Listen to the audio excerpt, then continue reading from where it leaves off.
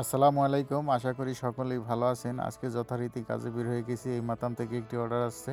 এই মাতামের স্টাফ হলো আমাদের বাঙালি ভাই। অর্ডার নিয়ে যাচ্ছি কাস্টমারের বাসায়। ওই যে হাবিবি যাচ্ছে। তো অনেকেই বলে পর্দা করলে অনেক কিছু করা যায় না। এই সৌদি আরবের একটা মেয়ে স্কুটি চালাই যাচ্ছে। তো ইচ্ছা শক্তি থাকতে হয়। আর এখানে ইচ্ছেই হলো বড় এই শক্তি। আর সৌদি আরবে খাবার সরাসরি ডাস্টবিনে ফালায় না, আলাদা একটা জায়গায় ফালাই দেয়। এই যে পাখিরা এখানে খাবার খাইতেছে, এগুলো সরাসরি ডাস্টবিনে ফালায় না। আরেকটা অর্ডার আসছে, আমরা চাইতেছি কাস্টমারের বাসায়। এই কাস্টমারের বাসাটা অনেক দূর, প্রায় 18 কিলোর মতন। এইটা আমাদের 4 নম্বর তলব চলতেছে। আজকে তলব অনেক বড় বড় দিতেছে, তো অনেক দূর দূর। তো আমার সাথে আজকে আছে আমাদের এক ভাতিজা। এই যে ফুল দেখে মনটা অলরেডি ভালো হয়ে গেছে, কারণ এইখানে হলো গ্রিনারি খুব কম দেখা যায়।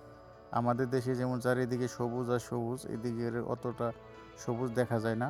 তো এই মসজিদে আমরা আগে জুমার নামাজ পড়তাম, এই এরিয়ায় আমরা থাকতাম। এই জায়গাটার নাম হলো আলারিদ।